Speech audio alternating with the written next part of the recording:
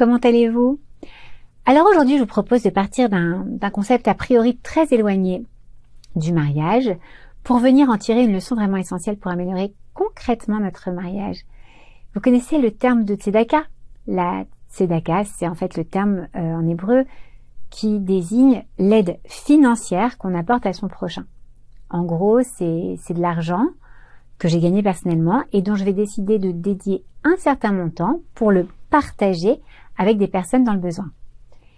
Eh bien, si on s'intéresse un petit peu à la racine de ce mot, tzedaka donc, on se rend compte que ce concept contient l'idée de justice, tzedek, comme s'il était juste que, on va prendre par exemple Réhouven, reçoive 100 € et qu'il en partage une partie avec Dan, qui lui n'a pas assez justement pour nourrir sa famille. Alors est-ce que ce ne serait pas plutôt juste que Dan et Réhouven reçoivent chacun ce qu'il leur faut pour nourrir leur famille respective? A priori c'est ça, non? Eh bien non. Pourtant, parce que Hachem, lorsqu'il décide de la parnassa, donc c'est-à-dire des revenus d'une personne, eh bien il va faire en sorte que ce qui est juste, c'est que sur ces 100 € de Réhouven, en réalité, seulement 80 €, oui, lui reviennent de droit.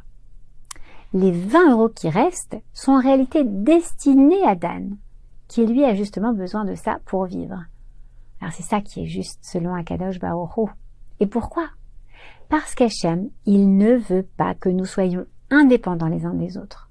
Il veut que nous vivions de manière sensible à l'autre.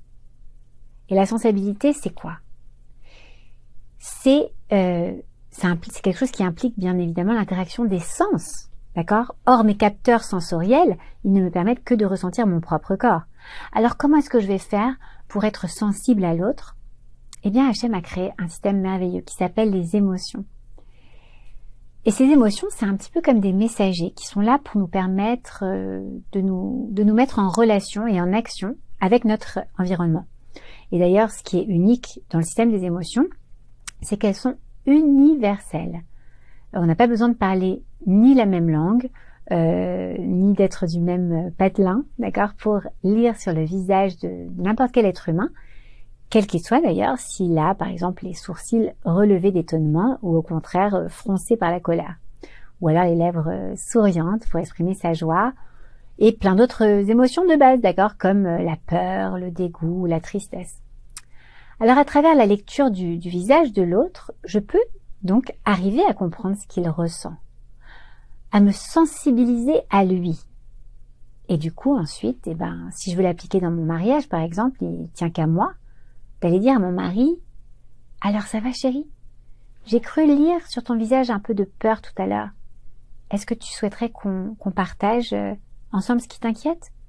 Peut-être qu'ensemble, on peut trouver une solution. » Alors ça paraît tout simple, vous allez me dire, et pourtant rien qu'en étant sensible à l'autre, eh bien on arrive à se rapprocher l'un de l'autre, et ça c'est le premier pas vers une complétude, vers une shlemut et une unité qui sont, comme vous le savez maintenant, les objectifs du mariage.